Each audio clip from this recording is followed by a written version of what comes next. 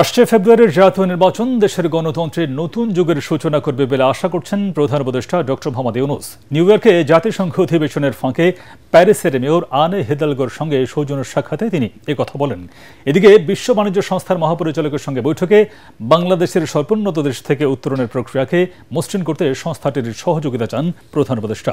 Mona Lisa heavy flow 15 piece প্যাকেটের সাথে 8 পিসের একটি প্যাকেট একদম ফ্রি। জাতিসংঘের অধিবেশনকে কেন্দ্র করে নিউ ইয়র্কে ব্যস্ত সময় পার করছেন প্রধান উপদেষ্টা ডক্টর মোহাম্মদ ইউনূস।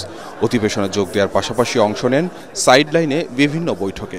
বিভিন্ন দেশের রাষ্ট্রপ্রধানদের সাথে করছেন সৌজন্য সাক্ষাৎ। নিউ ইয়র্কের একটি হোটেলে প্যারিসের মেয়র আনে হিদালগো বৈঠক করেন প্রধান উপদেষ্টা ডক্টর মোহাম্মদ ইউনূসের সঙ্গে। এ সময় প্রধান উপদেষ্টা বলেন, বাংলাদেশ গণতান্ত্রিক রূপান্তরের পথে রয়েছে এবং আগামী বছরের ফেব্রুয়ারির প্রথমার্ধে অনুষ্ঠিত হবে জাতীয় নির্বাচন, আর ওই নির্বাচন দেশের গণতন্ত্রের সূচনা করবে নতুন যুগের। এদিকে বিশ্ব বাণিজ্য সংস্থার মহাপরিচালকের সঙ্গে বৈঠক করেন প্রধান উপদেষ্টা। 2026-এর শেষ দিকে স্বল্পোন্নত দেশ থেকে উত্তরণের পথে বাংলাদেশ, আর এই সময়টিতে বাংলাদেশ যেন বাণিজ্য সুবিধা হ্রাস কিংবা উন্নত বাজারে অগ্রাধিকারমূলক প্রবেশাধিকার হারানোর মতো ঝুঁকিতে না পড়ে সে ব্যাপারে বিশ্ব বাণিজ্য সংস্থার সহযোগিতা চান অন্তর্বর্তী সরকারের প্রধান। মঙ্গলবার নিউ ইয়র্কে জাতিসংঘ সাধারণ পরিষদের অধিবেশনের ফাঁকে বিশ্ব বাণিজ্য সংস্থার মহাপরিচালক ডক্টর নগজি ওকনজো-ইউএলআর এর সঙ্গে বৈঠকে ডক্টর মোহাম্মদ ইউনূস এ বিষয়ে ডব্লিউটিও এর সর্বাত্মক সহযোগিতা চান। বৈঠকে বৈশ্বিক বাণিজ্যের সুরক্ষা নীতি বিশ্বায়নের গতি ধীর হওয়া এবং বহুল প্রত্যাশিত ডব্লিউটিও এর সংস্কার নিয়েও আলোচনা হয়। এ সময় সংস্থাটির সংস্কার প্রক্রিয়ায় বাংলাদেশের সমর্থন চান ডক্টর নগজি। এদিকে ম্যানহাটনে সাংবাদিকদের সঙ্গে আলাপকালে প্রেস সচিব শফিকুল আলম জানান, জাতিসংঘ সাধারণ পরিষদের অধিবেশনে প্রধান উপদেষ্টা সরকার পতনের পর বাংলাদেশের 14 মাসের অভিজ্ঞতা ও আসন্ন নির্বাচনের প্রস্তুতি এবং ভূ রাজনৈতিক ইস্যুগুলো তুলে ধরবেন।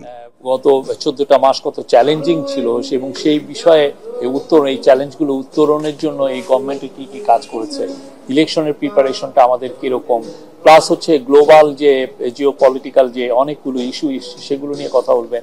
রোহিঙ্গার ইস্যু থাকতে পারে, অনেকগুলো যেগুলো আমরা আমাদের গভর্নমেন্টে যে কাজ, তারপরে ট্রায়ালের বিষয়ে আসবে, রিফর্ম, ট্রায়াল এবং ইলেকশন তো আমাদের তিনটা প্রধান কাজের অন্যতম তিনটা প্রধান কাজ, সেগুলো বিষয়ে আসবে।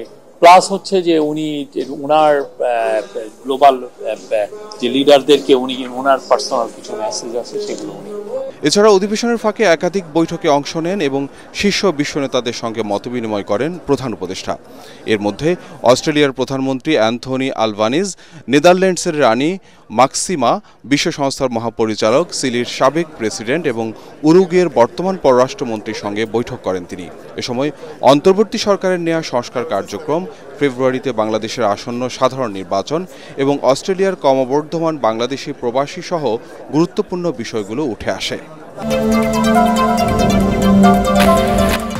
আসন্ন জাতীয় সংসদ নির্বাচনে 41.3% ভোটার ভোট দিতে পারে বিএনপিকে, আর জামায়াত পেতে পারে 30.3%।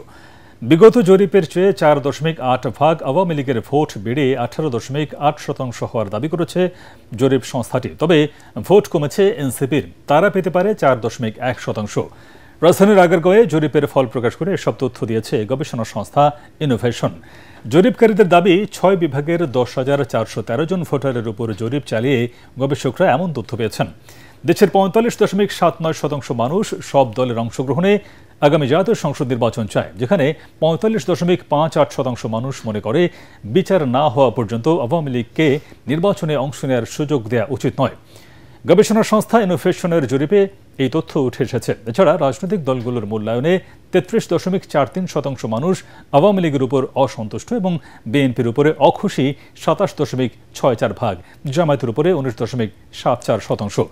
ইনোভেশনের ব্যবস্থাপনা পরিচালক রুবায়াত সারওয়ার বলেছেন, আগামী নির্বাচনে প্রজন্মগত পার্থক্য বড় ভূমিকা রাখবে। অন্তর্বর্তী সরকার আরও দক্ষ ও তৎপর হলে পতিত স্বৈরাচারের সমর্থকরা নিউ ইয়র্কে জাতীয় নেতাদের উপর হামলার ধৃষ্টতা দেখাতে পারত না, এমন দাবি করেছেন বিএনপির সিনিয়র যুগ্ম মহাসচিব রুহুল কবির রিজভী। বরগুনা ও পিরোজপুর জেলার বিএনপির নবনির্বাচিত আহ্বায়ক কমিটির নেতাদের নিয়ে দলের প্রতিষ্ঠাতা সাবেক রাষ্ট্রপতি জিয়াউর রহমানের সমাধিতে শ্রদ্ধা নিবেদন শেষে তিনি সাংবাদিকদের কথা বলেন। গণহত্যাকারী আওয়ামী লীগকে কোনো ছাড় নয় হুঁশিয়ারি দিলে রিজভী বলেন, পতিত স্বৈরাচারের সাথে কেউ আঘাত করার চেষ্টা করলে জনগণ তাদের প্রতিরোধ করবে। দুর্নীতি দমন কমিশনের ভূমিকার সমালোচনা করে রিজভী বলেন, ফ্যাসিবাদের পতন হলেও এখনও দেশ বিদেশে শেখ হাসিনা ও তার পরিবারের সদস্যদের দুর্নীতি লুটপাটের বিরুদ্ধে দুদক কার্যকর কোনো ব্যবস্থা নিতে পারেনি। এখনও নানা ষড়যন্ত্র চক্রান্ত চলছে দাবি করে নেতাকর্মীদের ঐক্যবদ্ধ থাকার আহ্বান জানান বিএনপির এই মুখপাত্র। আজকে যদি বর্তমান অন্তর্বর্তীকালীন সরকার, যার প্রতি সকল গণতান্ত্রিক শক্তি সমর্থন জানিয়েছে, তারা যদি আজকে আরও বেশি দক্ষতা প্রদর্শন করতেন, তাহলে নিউ ইয়র্কে যে ঘটনাটি ঘটেছে সেখানে ফ্যাসিবাদের দোসররা যে কর্মকাণ্ড করেছে এটা সাহস হতো না। যখন হাসিনা নেই, আওয়ামী লীগের পুলিশ নেই, ছাত্রলীগ নেই, হেলমেটধারীরা নেই, তাহলে এই এক বছরে প্রায় দ্বিগুণ অপহরণ হয়েছে। কেন আইন শৃঙ্খলা পরিস্থিতির অবনতি হবে, এটা তো জনগণ জানতে চায়। প্রশাসনের আশ্বাসে আগামী 7 কার্যদিবস পর্যন্ত রাজশাহী বিশ্ববিদ্যালয়ে কর্মকর্তা কর্মচারীদের কমপ্লিট শাটডাউন কর্মসূচি স্থগিত করা হয়েছে। দুপুর 1টায় শহীদ বুদ্ধিজীবী চত্বরে আনুষ্ঠানিক সংবাদ সম্মেলনে এই ঘোষণা দেন কর্মকর্তা কর্মচারীরা। রাবি অফিসার্স সমিতির সভাপতি মুক্তার হোসেন জানান, শিক্ষক কর্মকর্তাদের লাঞ্ছিতের ঘটনায় জড়িতদের বিচারের পাশাপাশি প্রাতিষ্ঠানিক সুবিধা ফিরিয়ে দেওয়ার দাবি জানানো হয়। অন্যথায় কঠোর আন্দোলনের হুঁশিয়ারি দেন তারা। এর আগে চতুর্থ দিনের মতো রাজশাহী বিশ্ববিদ্যালয়ে পোষ্য কোটা ঘিরে শিক্ষার্থীদের হাতে লাঞ্ছিতের ঘটনায় তাদের কার্যক্রমে অনির্দিষ্টকালের জন্য কমপ্লিট শাটডাউন পালন করে আসছিল শিক্ষক কর্মকর্তা কর্মচারীরা। কর্মসূচির অংশ হিসেবে সকালে শহীদ বুদ্ধিজীবী চত্বরে অবস্থান নেন 2 শতাধিক কর্মকর্তা কর্মচারী। এদিকে বিশ্ববিদ্যালয়ের অচল অবস্থা নিরসনে মানববন্ধন করেছে ইসলামী ছাত্র শিবির। সকালে কেন্দ্রীয় লাইব্রেরির সামনে এই মানববন্ধন করে তারা। সর্বসম্মতভাবে আমরা প্রশাসনকে 7 কর্মদিবস সময় দিতে চাই। এই 7 কর্মদিবসের মধ্যে যদি আমাদের প্রাণের দাবি, সন্ত্রাসীদের ন্যায় বিচার এবং প্রাতিষ্ঠানিক সুবিধা হতে আমাদের ফিরিয়ে দেওয়া না হয়, 7 কর্মদিবস পরে আমরা আরো বৃহত্তর কর্মসূচি গ্রহণ করব।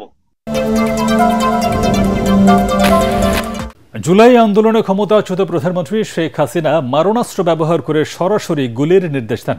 ড্রোন ব্যবহার করে আন্দোলনকারীদের অবস্থান নিশ্চিত করে হেলিকপ্টার দিয়ে বোম্বিং করারও নির্দেশ দেন তিনি। এছাড়া আন্দোলনকারীদের রাজাকার হিসেবে চিহ্নিত করে তাদের ফাঁসি দেওয়ার কথাও বলেন শেখ হাসিনা। শেখ হাসিনার বিভিন্ন ফোন আলাপের রেকর্ডে এসব তথ্য উঠে এসেছে। শেখ হাসিনা সহ 3 জনের বিরুদ্ধে মানবতা বিরোধী অপরাধের মামলায় আন্তর্জাতিক অপরাধ ট্রাইব্যুনালে দেয়া সাক্ষ্যে বিশেষ তদন্ত কর্মকর্তা ফরেনসিক বিশেষজ্ঞ তানভীর হাসান জোহা এসব কথা বলেন।